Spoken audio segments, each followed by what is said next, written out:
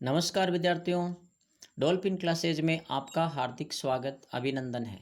मित्रों, आज हम BA first year political science new syllabus 2023-24 की चर्चा करेंगे।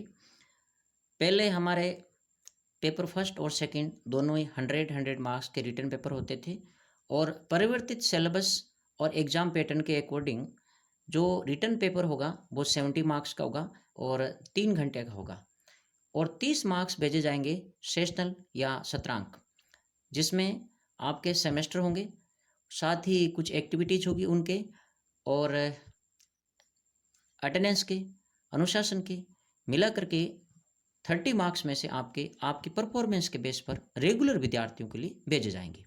ये व्यवस्था प्राइवेट विद्यार्थियों के लिए नहीं है। तो हमारे यहाँ इस जो पाठ्यक्रम है पॉलिटिकल साइंस सेकंड पेपर का, तो इसमें क्या रहेगा, देखो टोटल आपके यूनिट है 5 यूनिट हैं। तो सबसे पहले यूनिट रहेगी आपके जो कोर्स कंटेंट है उसमें क्या रहेगा, constituent assembly and framing of Indian constitution, main issues and approaches, यानी कि संविधान निर्मात्री सभा और भारतीय संविधान का निर्माण, प्रमुख मुद्दे एवं दृष्टिकोण। ये है आपकी फर्स्ट यूनिट का एक टॉपिक। यानी कि भारत का जो संवैधानिक विकास हुआ उसमें संविधान सभा के निर्माण में कौन से तत्वों का, कौन सी व्यवस्थाओं का महत्वपूर्ण योगदान रहा, किस प्रकार भारत के संविधान का निर्माण किया गया, कैबिनेट मिशन में क्या प्रावधान थे, सदस्यों का चुनाव कैसे हुआ, कितने सदस्य कौन सी पार्टी के थे और ब्रिटिश प्रांतों से कितने थे, देशी रियासतों से कितने थे और किस प्रकार से उनका चुनाव किया गया था और किस प्रकार से संविधान सभा ने संविधान निर्माण पर लंबे समय तक कार्य किया और विभिन्न मुद्दों पर लंबी चर्चाएं की। कई मुद्दों पर जो है बहुमत से निर्णय लिए गए, कई मुद्दों पर लंबी चर्चाओं और बड़े ही विचार विमर्श के बाद में निर्णय लिए गए या उनको शामिल किया गया। लेकिन वोटिंग का सिस्टम या जो मत विभाजन होता है वो किसी व्यवस्था पर नहीं करवाया गया था। ये जो भी निर्णय लिए गए थे सभी हमारे संविधान निर्माताओं ने बड़ी दूरदर्शिता और जिम्मेदारीपूर्ण ढंग से सभी निर्णयों को या सभी व्यवस्थाओं को सामूहिक रूप से, एक मत से, एक राय से उनको पारित किया है। साथ ही उद्देशिका या प्रिम्बल या इसको हम प्रस्तावना या इंट्रोडक्शन कह सकते हैं, जो भारतीय संविधान की आत्मा, भारतीय संविधान का सार, एसेंस है। तो उद्देशिका क्या है, ये किस प्रकार भारतीय संविधान की विशेषताओं को सारगर्भित या संक्षेप में प्रकट करती है और उद्देशिका जो है हमारे संविधान को किस प्रकार से पूरे संविधान का एक दर्पण है। साथ ही भारतीय संविधान की प्रमुख विशेषताओं से संबंधित प्रश्न आएंगे। किस प्रकार भारत का संविधान लिखित, निर्मित, विश्व का सबसे बड़ा लंबा संविधान है, लचीला और कठोर संविधान है। साथ इस संविधान में मौलिक अधिकार और कर्तव्यों का जो व्यवस्था है वो किस प्रकार नागरिकों को स्वतंत्रता, समानता और विभिन्न प्रकार से लोक कल्याण के लिए और जन कल्याण के लिए ये महत्वपूर्ण स्वतंत्रताएं प्रदान करते हैं मौलिक अधिकार। और मौलिक अधिकारों का क्या महत्व है, नागरिकों के विकास के लिए मौलिक अधिकारों का क्या औचित्य है, इससे संबंधित प्रश्न पूछे जाएंगे। और राज्य के नीति निर्देशक तत्व से संबंधित प्रश्न आएंगे। वर्तमान में किस प्रकार नीति निर्देशक तत्वों को लोक कल्याणकारी राज्य जैसे जैसे सक्षम होते जा रहे हैं इनको कार्य रूप में परिणित कर रहे हैं, क्योंकि हमारे संविधान निर्माताओं ने लोक कल्याणकारी राज्य की स्थापना के लिए नीति निर्देशक तत्वों का प्रावधान रखा था। नीति निर्देशक तत्वों को क्रियान्वित करवाने या लागू करवाने के लिए नागरिक सर्वोच्च न्यायालय या किसी न्यायालय की शरण नहीं ले सकते। तो इस प्रकार मौलिक अधिकार नीति निर्देशक तत्वों में अंतर भी पूछा जाएगा। और साथ ही आपको ये भी पूछे जा सकते हैं किस प्रकार एक लोक कल्याणकारी राज्य के लिए नीति निर्देशक तत्वों का क्या महत्व है। नेक्स्ट आपकी सेकेंड यूनिट है या दूसरी इकाई है, इसके अंदर आएगा संघीय कार्यपालिका, यानी कि संघीय कार्यपालिका के कौन से महत्वपूर्ण अंग है, जैसे राष्ट्रपति, प्रधानमंत्री, उपराष्ट्रपति, मंत्रिपरिषद। तो इनके क्या कार्य हैं, इनकी क्या शक्तियां हैं, सामान्य शक्तियां क्या है राष्ट्रपति की, आपातकालीन शक्तियां क्या है, राष्ट्रपति किस प्रकार एक राष्ट्राध्यक्ष होता है, प्रधानमंत्री जो है वो सरकार का प्रमुख होता है और प्रधानमंत्री का व्यक्तित्व उसके पद और उसकी शक्तियों को किस प्रकार से प्रभावित करता है। जैसे हमने देखा कि इंदिरा गांधी, पंडित जवाहरलाल नेहरू, नरेंद्र मोदी, इस प्रकार के प्रभावशाली प्रधानमंत्री जिनका करिश्माई व्यक्तित्व और पूर्ण बहुमत और भी जो कुछ परिस्थितियाँ हैं, जो प्रधानमंत्री के पद को शक्तिशाली और महत्वपूर्ण बना देती है। और इसके साथ हमने ये भी देखा कि कुछ प्रधानमंत्री जो बाह्य शक्तियों से संचालित या कमज़ोर प्रधानमंत्री रहे, जो किसी के निर्देशन या नियंत्रण पर काम करते थे या नियंत्रित होते थे, उन प्रधानमंत्रियों की भी हम शक्तियाँ देखते हैं। और करिश्माई व्यक्तित्व और पूर्ण बहुमत वाली सरकारों के प्रधानमंत्री जो रहे हैं, उनका व्यक्तित्व और उनकी शक्तियों और कृतित्व के बारे में भी हमने देखा है। तो प्रधानमंत्री की शक्तियाँ और परिस्थितियों के बारे में प्रश्न पूछा जा सकता है। साथ ही प्रधानमंत्री राष्ट्रपति के संबंधों के बारे में, प्रधानमंत्री किस प्रकार से वास्तविक और राष्ट्रपति नामात्र की शक्तियों का प्रयोक्ता होता है, इसके संबंध में प्रश्न आ सकते हैं। मंत्रिपरिषद का निर्माण, मंत्रिपरिषद की शक्तियाँ, विभिन्न प्रकार के जो मंत्रियों की कैटेगरीज है, केंद्रीय मंत्री है, राज्य मंत्री है, उप मंत्री है, संसदीय सचिव है, तो इनकी शक्तियाँ, कार्य और परस्पर संबंध पूछे जा सकते हैं। मंत्रिपरिषद और प्रधानमंत्री के, मंत्रिपरिषद और राष्ट्रपति के शक्तियाँ और कार्यों के संबंध में प्रश्न आ सकता है। तो इसमें इंग्लिश में भी यही चीज़ है। इंडियन प्रिम्बल जो पार्लियामेंट्री सिस्टम है, उसमें मल्टी पार्टी सिस्टम, यानी कि जो ये 5 यूनिट का है। तो इसी प्रकार से जो अपन देखते हैं कि भई एक मिली-जुली सरकार होती है, हमारे यहाँ मल्टी पार्टी सिस्टम है, बहुदलीय व्यवस्था है। ऐसे में कई बार ऐसा होता है किसी एक पार्टी को पूर्ण बहुमत नहीं मिलता है, तो कई पार्टी मिल कर के सरकार बनाती है। तो उस स्थिति में प्रधानमंत्री की क्या स्थिति होती है? और किसी एक ही पार्टी का पूर्ण बहुमत होता है, उस स्थिति में प्रधानमंत्री की क्या स्थिति होती है? इसके संबंध में भी संघीय कार्यपालिका में राष्ट्रपति, प्रधानमंत्री और इनकी शक्तियों के बारे में कुछ प्रश्न हो सकते हैं। जैसा कि अपन देखते आए हैं, कई बार मिली-जुली सरकारें होती हैं, उनमें प्रधानमंत्री की भूमिका इतनी महत्वपूर्ण नहीं होती है, या प्रधानमंत्री की इतनी शक्तियों का वो खुल कर के उपयोग नहीं कर पाता है, क्योंकि बहुत सारे दलों को साथ में लेकर के न्यूनतम एजेंडा या उनकी जो न्यूनतम व्यवस्था होती है, उनको साथ में लेके चलना पड़ता है। और कई दल जो होते हैं, कई बार उनको एक तरह से ब्लैकमेलिंग भी करते हैं। तो ऐसी परिस्थितियों में प्रधानमंत्री की शक्तियाँ, कार्य और उनका दायित्व क्या होता है, इससे संबंधित प्रश्न आ सकते हैं। और नेक्स्ट आपकी होगी यूनिट 3, उसमें संसद या पार्लियामेंट। जैसा कि लोकसभा और राज्यसभा जो है संसद के महत्वपूर्ण सदन होते हैं। लोकसभा यानी कि लोकप्रिय सदन होता है, अस्थायी सदन होता है, प्रथम सदन होता है। और वास्तव में लोकप्रिय सदन होता है, इसके सदस्य प्रत्यक्ष चुने जाते हैं। और लोकसभा में बहुमत प्राप्त दल का नेता ही प्रधानमंत्री होता है। और साथ ही राज्यसभा, जिसको हम उच्च सदन कहते हैं, द्वितीय सदन कहते हैं, ये लोकसभा की तुलना में काफ़ी कमज़ोर होता है। तो लोकसभा और राज्यसभा की शक्तियों के बारे में पूछा जा सकता है। पारस्परिक संबंध, ये लोकसभा का किस प्रकार से एक जो है राज्यसभा की तुलना में ज़्यादा शक्तियाँ होती है। राज्यसभा किस प्रकार से हम कह सकते हैं कि एक कम शक्तिशाली सदन है। राज्यसभा का महत्व क्या है, यह आवश्यक सदन है या नहीं, इससे संबंधित प्रश्न पूछे जा सकते हैं। इनके संरचना, इनकी शक्तियाँ और इनसे संबंधित प्रश्न। साथ ही उच्चतम न्यायालय या सुप्रीम कोर्ट का गठन, यानी कि सुप्रीम कोर्ट का फॉर्मेशन कैसे होता है, इनकी पावर्स क्या है। और जुडिशियल रिव्यू या न्यायिक पुनरावलोकन और न्यायिक सक्रियता क्या है, इनसे संबंधित प्रश्न आते हैं। यानी कि भारत का उच्चतम न्यायालय किस प्रकार से एक महत्वपूर्ण और स्वतंत्र न्यायपालिका की दृष्टि से विश्व का एक शक्तिशाली न्यायालय है।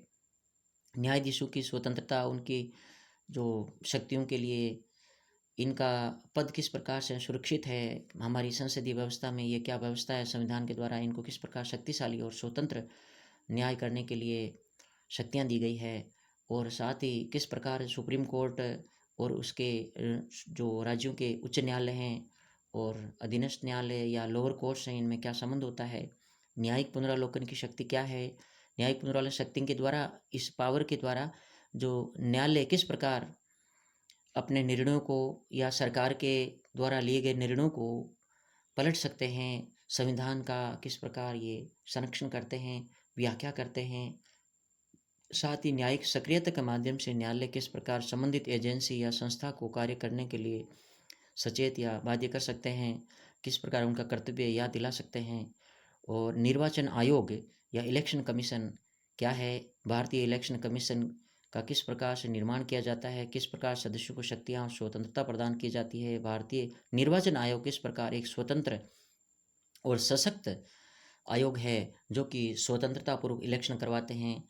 और क्या इसमें सुधार किए जाने की अपेक्षा या उम्मीद की जा सकती है, क्या सुझाव दिए जा सकते हैं भारतीय निर्वाचन आयोग में सुधार के लिए, इसकी कमियां और सुधार अपेक्षित है, उसके संबंध में प्रश्न आ सकता है। साथ ही यूनिट 4 जो है संघवाद। संघवाद क्या है, भारतीय संघ में राज्यों की स्थिति क्या है, केंद्र और राज्यों के संबंध में इनके आपसी संबंध क्या है, केंद्र किस प्रकार राज्यों की तुलना में शक्तिशाली होता है, और संघीय, राज्य और समवर्ती सूचियां किस प्रकार केंद्र को ज़्यादा शक्तियां प्रदान कर रही है, और इमरजेंसी में राज्य की स्थिति क्या हो जाती है। साथ ही केंद्र राज्य संबंध किस प्रकार के हैं, किस प्रकार राज्य केंद्र पर निर्भर रहते हैं अपनी योजनाओं को क्रियान्वित करने के लिए, धन प्राप्त करने के लिए। इसके अलावा केंद्र राज्य संबंध जो नई प्रवृत्तियां आ रही है, यानी कि आजकल हम देख रहे हैं कि जो राज्य का संघात्मक ढांचा है, हमारे देश का संघीय जो ढांचा है वो मजबूत होता जा रहा है। जो क्षेत्रीय पार्टियां हैं क्षेत्रीय मुद्दों को लेकर के चुनाव लड़ती है, और यदि वो गठबंधन सरकारें बनती है तो किस प्रकार वो केंद्रीय सरकार को अपने स्थानीय मुद्दों को या जो स्थानीय हित है उनको पूरा करवाने के लिए दबाव बनाती है, और किस प्रकार से केंद्र को एक स्वच्छंद, या हम कह सकते हैं कि राज्य सरकारों की शक्तियां सीमित करने के लिए रोकती है। ये जो दलीय व्यवस्था है, यानी कि क्षेत्रीय दल है और गठबंधन सरकारें हैं, उनमें जो उनकी भूमिका होती है, किस प्रकार एक सशक्त केंद्र को कुछ नियंत्रित करती है, और साथ ही विकास के लिए संघीय व्यवस्था के अंदर जो नवीन प्रवृत्तियां हैं वो किस प्रकार परिवर्तित हो रही है या महत्वपूर्ण हो रही है। साथ ही स्वायत्ता की मांग, जो विभिन्न राज्यों में स्वायत्ता की मांग उठ रही है, वो मांग क्या है, किन मुद्दों को लेकर उठ रही है, और इसमें भारतीय संविधान में क्या व्यवस्था है, इससे संबंधित प्रश्न आएंगे। राज्यपाल, उसकी शक्तियाँ, संघीय व्यवस्था में राज्यपाल की भूमिका से संबंधित प्रश्न आ सकते हैं। जैसा हम देखते हैं कि सेंटर के अंदर राष्ट्रपति जो है राष्ट्राध्यक्ष होता है, और राज्यों के अंदर राज्यपाल राज्याध्यक्ष होता है, सरकार का प्रमुख सीएम या चीफ मिनिस्टर होता है। वास्तविक शक्तियों का प्रयोग सीएम ही करता है, जो वहाँ पर पीएम करता है। तो हम यहाँ देखेंगे कि राज्यपाल की शक्तियाँ और संघीय व्यवस्था में राज्यपाल की भूमिका, और राजनीति का अपराधीकरण एक महत्वपूर्ण टॉपिक होगा आपके, यानी कि जो पॉलिटिक्स है वो किस प्रकार जो क्रिमिनल्स हैं, क्राइम्स हैं, उनमें इन्वॉल्व हो रही है। अपने यहाँ देख रहे हैं कई बार ऐसा होता है कि कई दबंग और बदमाश जो लोग होते हैं वो राजनीति में आ जाते हैं, या बदमाशों और दबंग लोगों या जो अपराधी लोग होते हैं, अपराधी प्रवृत्ति के लोग होते हैं, उनसे वो सहायता लेते हैं इलेक्शनों के टाइम, वोटर्स को प्रभावित करने, डराने धमकाने, बूथ कैप्चरिंग के लिए, यानी कि मतदान केंद्र पर कब्जा कर लेते हैं, धांधली करते हैं।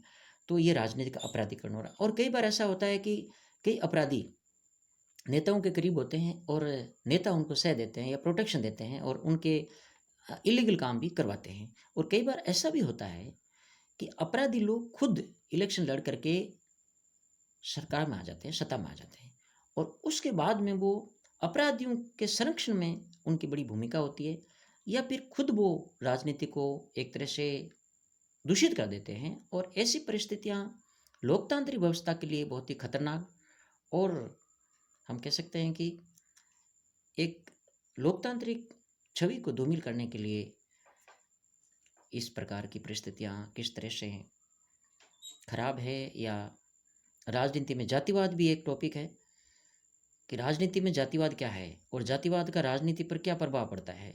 जातियां किस प्रकार राजनीति को और राजनीति जाति को प्रभावित करती है, और किस प्रकार से जो विभिन्न राजनीतिक दल होते हैं वो जाति आधार पर वोटों का ध्रुवीकरण करना चाहते हैं, जातिवाद को बढ़ावा दे करके।